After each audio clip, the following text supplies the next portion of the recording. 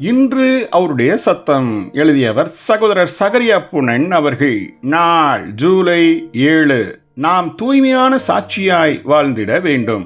சூரியன் உதிக்கிற திசை தொடங்கி அது அஸ்தமிக்கிற திசை வரைக்கும் எல்லா இடங்களிலும் என் நாமத்திற்கு தூபமும் சுத்தமுமான காணிக்கையும் செலுத்தப்படும் என மல்கியா 1 வசனத்தில் வாசிக்கிறோம். தரமும் தூய்மையுமே அல்லாமல் அளவும் எண்ணிக்கையும் தேவனுக்கு ஒருபோதும் பொருட்டல்ல. அளவு மனிதனை கவர்ச்சிக்கலாம், ஆனால் தேவனோ அப்படி இல்லை. சிருஷ்டிப்பு நமக்கு போதிக்கும் சத்தியமும் இதுதான்.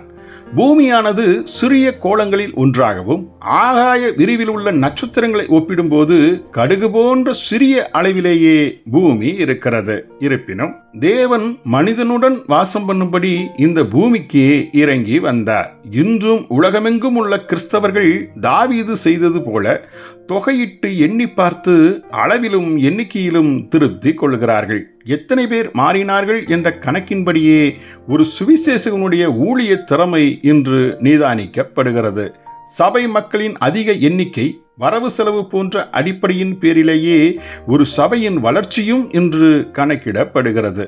நாம் முதலில் வாசித்த வசனத்தில் மல்கியாவின் மூலமாக தன் இருதய வாஞ்சியை தேவன் வெளிப்படுத்தியதை பார்க்கிறோம். மல்கியாவின் நாட்களில் தேவன் இஸ்ரவேலின் மேல் குறைவுபட்டதெல்லாம் அவர்கள் எண்ணிக்கையில் அதிகமாய் இல்லை என்பதற்காய் அல்ல, அல்லது அவர்களின் காணிக்கை குறைவாயிருக்கிறது என்பதற்காகவும் அல்ல, அவருடைய காணிக்கை அசுத்தமாயிருந்தது என்பதற்காகவே ஆகும். மல்கியா 1:6 வரை உள்ள வசனங்கள்.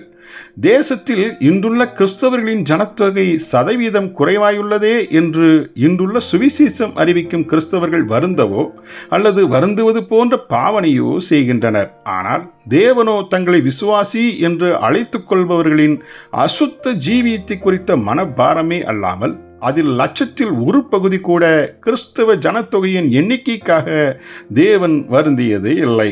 பூமியின் எல்லா இடங்களிலும் தேவன் விரும்புவதெல்லாம் சுத்தமான காணிக்கையே ஆகும். மல்கியா 1:11 வசனம்.